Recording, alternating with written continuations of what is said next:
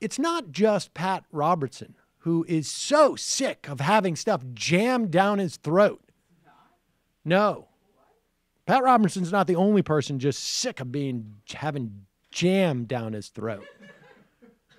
It's actually jam. Sometimes it's jam. This?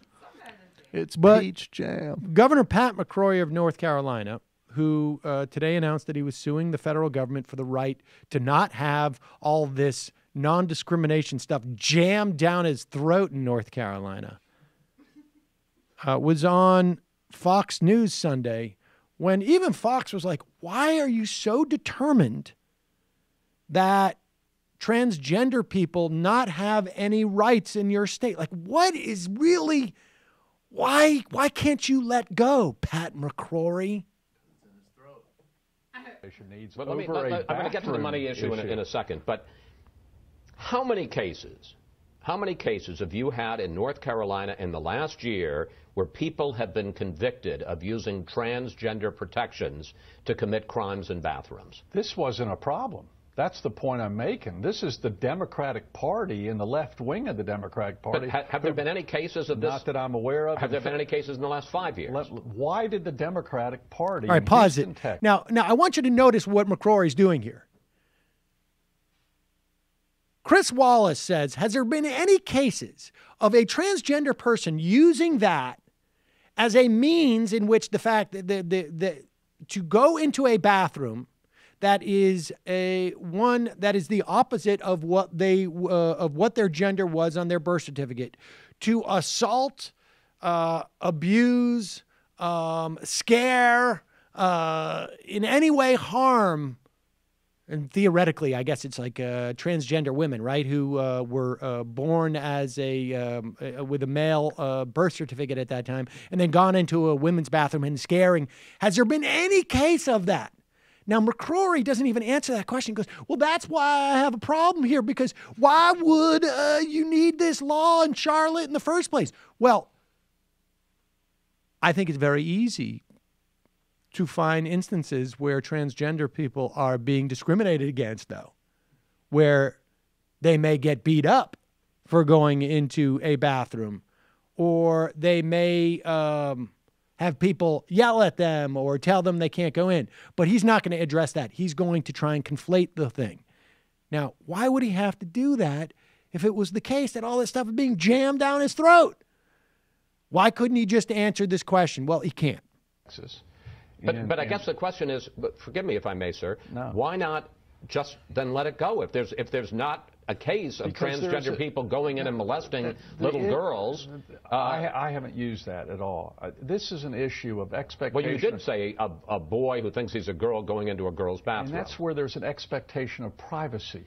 When you go into a restroom or your wife goes into a restroom, you assume the only other people going to that restroom or shower facility is going to be a person of the same gender.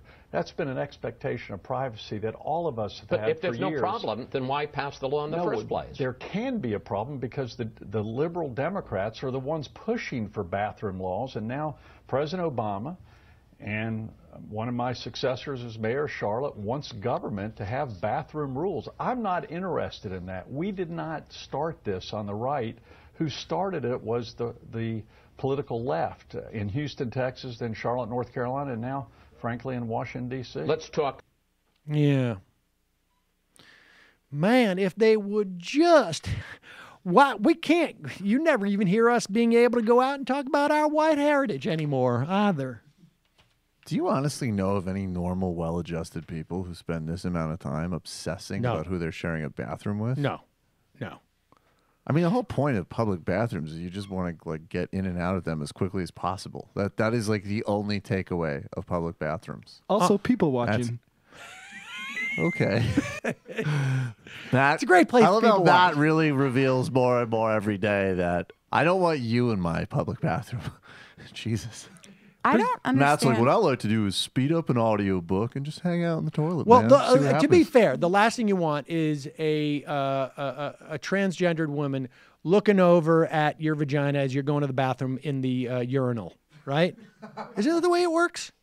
Like, you don't want anybody looking over the side to measure up whether or not your vagina is bigger than theirs. Now I understand a lot more about you, Sam. What? I understand a lot more about Isn't you that now what after you said that. Why, at this point in the argument, is McCrory still using the incorrect terminology? Because gender is a construct. Oh, he's not giving up on that. Wait, I'm sorry. Are you asking why McCrory is not using the proper terminology in terms of gender? It just undermines his entire argument. It undermines his whole argument because... pardon me. I mean, gender is obviously entirely fluid. Look, as a cis man, I just feel that we should, as a cis male, I just feel like it's these liberal progressive Democrats trying to shove their cis male down my throat. Well, when, you decide to sue the Department of Justice, and maybe somebody says to you, start saying sex. Gender is different. No, I get it. It's like when they say on Fox, and you're like, now African Americans who are a problem and dangerous criminals, but African Americans, when they're like, sex is biological and gender is not. Tell it to Governor McCrory. By a what you talking about? By what? By a huh? Why don't you just have your latte, your Chardonnay latte, and shove that down my throat too?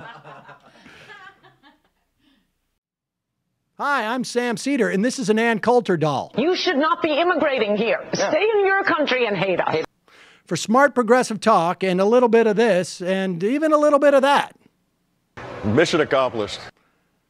Subscribe to our podcast, subscribe to our YouTube channel, and like us on Facebook to get some of our best video clips.